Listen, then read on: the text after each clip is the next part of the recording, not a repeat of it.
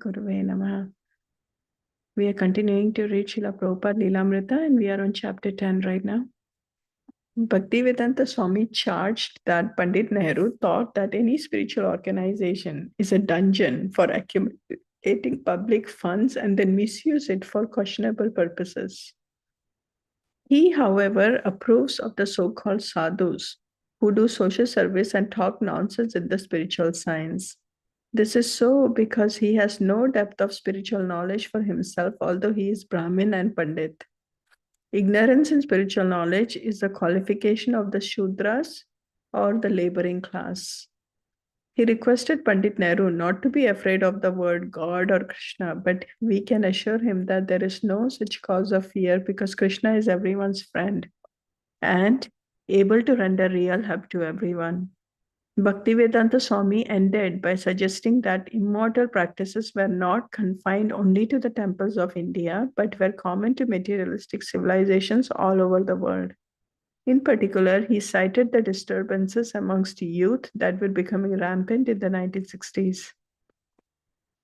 The best thing will be for the physician to heal himself first, because in godless civilization, while the occupants of the mathas and temples have been cause of headache for the Pandit, the same thing under a different label has become the cause of headache for other European and Asian statesmen.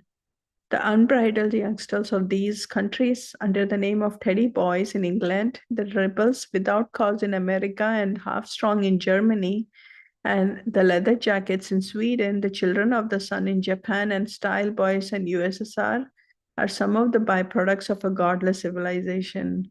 And that is a root cause of all headache that requires a thorough treatment.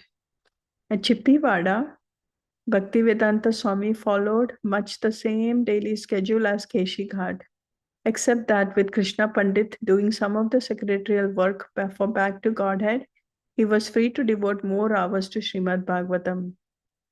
Krishna Pandit. He used to translate Srimad Bhagavatam before dawn, about 3 a.m. In the beginning, there was no typewriter, but then he arranged a portable typewriter. He would do his daily work and then cook food for himself. I arranged raw materials for his cooking. Sometimes he used to come to my family asking my wife to get some food. Sometimes he would also bathe at 5 or 6 in the afternoon. Every day he was typing, and he himself was reading some Bhagavatam. And he was going down in the temple for darshan. Then he was going outside, sometimes returning at 2 or 4 in the afternoon. Then he was typing and sending the proofs of Back to Godhead to a place and checking them. He was doing by hand all this type of work. His main activity was typing many hours a day. Bhaktivedanta Swami worked from a Sanskrit and Bengali Bhagavatam, edited by Srila Bhaktisiddhanta Saraswati, and a large book containing the original commentaries of 12 great acharyas. He had a standard format. He made a Roman transliteration of the Sanskrit Devanagari script, then word for word English synonyms, and English prose translation, and finally his English purport on that verse. Before writing his own purport, however, he would consult the commentaries of the acharyas, especially Bhaktisiddhanta Saraswati, Vishwanath Chakravarti, Jiva Goswami, Vijayadhwaja Tirtha, and Sridhar Swami. He contemplated the size of the project he was attempting. The Bhagavatam contained 18,000 verses. The first canto, 17 chapters, would fill 3 volumes of 400 pages each, and the second canto with 10 chapters would take 2 volumes. Up through the 9th canto, there would be 30 volumes. The 10th canto, containing 90 chapters, would take 20 volumes. There were 12 cantos, and so the total would be at least 60 volumes. He thought he might be able to finish it in 5 to 7 years. If the Lord keeps me physically fit, then in the fulfillment of Srila Prabhupada's will, I could complete this work. He decided to introduce the first volume with a biographical sketch of Lord Sri Chaitanya Mahaprabhu. The ideal preacher of the Bhagavatam, the reader could best appreciate the Bhagavatam by seeing its practical demonstration in the life of Lord Chaitanya. The special feature of Lord Chaitanya's presentation had been his desire that Srimad Bhagavatam be preached in every nook and corner of the world by everyone who happens to take his birth in India.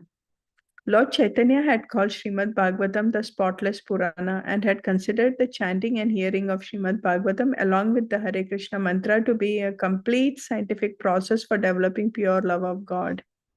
Working from Srila Bhaktisiddhanta Saraswati's commentary on Chaitanya Natcharitamrita and Chaitanya Bhagavat, Bhaktivedanta Swami gave a 50-page synopsis of Lord Chaitanya's life and his Sankirtan movement. He described Lord Chaitanya's divine ecstasies, his philosophical confrontations with learning scholars of the day, and his inauguration of the Sankirtan movement, the congregational chanting of the holy name. Bhaktivedanta Swami especially connected Lord Chaitanya's life and teachings to what he saw as the present crucial time in history. Help for humanity in this momentous hour of need lay in the Vedic literature and especially in Srimad Bhagavatam. We know that the foreign invaders of India could break down some of the monumental architectural work in India, but they were unable to break up the perfect ideals of human civilization so far kept hidden with the Sanskrit language of Vedic wisdom. The Sanskrit language had protected the secret for thousands of centuries, but now the secret had to be released to the world.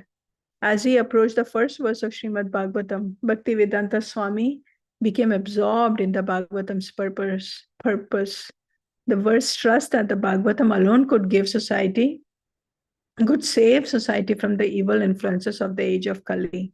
Srimad Bhagavatam's recommendations for this age was simply to hear from the pure devotees about the Supreme Personality of Godhead Krishna.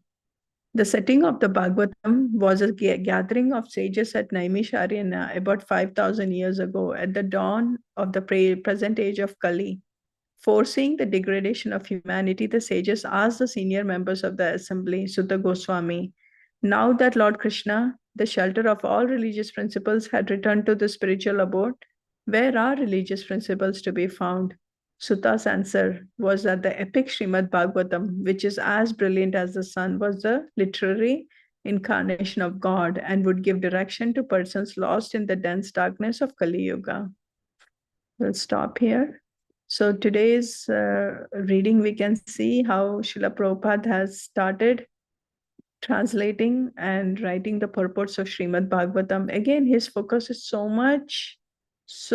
one-pointed focus that he wants to spread the message of Srimad Bhagavatam. He really wants to help the society, the Kali Yuga, and all of the degradation that is happening in this world. His focus is really to take the message of Srimad Bhagavatam, help the society at large. And then he basically started translating and writing the purport for Srimad Bhagavatam, and he's already understanding that how big of a project this is. He understands that, and then he's really starting to lay out the foundation for all of this. And now when we read Srimad Bhagavatam, all of this, I think we can really have like a huge appreciation for how Srila Prabhupada's mood and how he started doing all of this work, in what situation he was in, and all of the challenges that he's been through in order to give us the message of the Srimad Bhagavatam. So really beautiful reading this morning. Then we can continue to chanting.